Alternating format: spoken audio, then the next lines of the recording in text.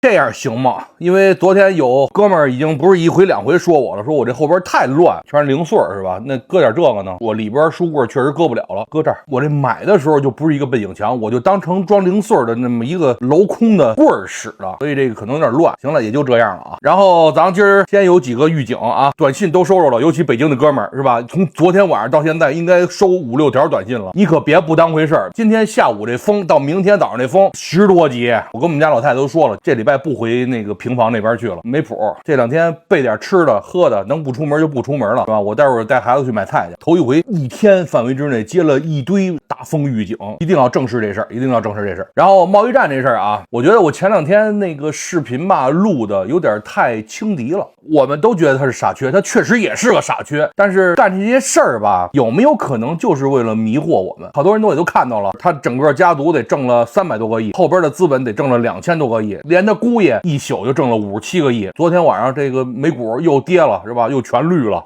实际上美股表述的应该是它的跌是全红，只是在咱们国内的软件上面看，它的跌也是绿了，跟咱们一样了，就省得让咱们误导。今儿早上起来，大 A 又跌了会儿，然后又回来了，和昨天没差多少。就是你也不用想他说有太大的浮动，不用想。我还是昨天那话，就是你想在这个时候挣中国股市的钱就不用想了。我也不鼓动说像我好几个哥们儿是吧，特意拿点钱塞进去，我也不看了，爱涨不涨，我就愿意在这个时候拿点钱。咱不鼓励这个。全世界军事第一大国，经济第一大国，就算弄一个傻缺上来，不能这么傻缺，得有一些策略的方向。主席教导我们说，战略上边要藐视敌人，战术上边要重视敌人，你不能真不当回事儿。咱们只是说作为普通老百姓这个思维啊，上边的信息和决策肯定比咱们全面的多。西方世界它不是没有诡计，诺曼底登陆的时候，英国为了让德国人能相信他在加莱登陆做的那些手段，包括那死的那个伪装成英国军官的那肺水肿的病人，还有大批的伪装的地面目标，他们不是不会诡计，他们也不是没有手段，不要把它想的那么简单，尤其他们的高层。全世界第一大国是吧，按鬼的那个称呼叫大统领，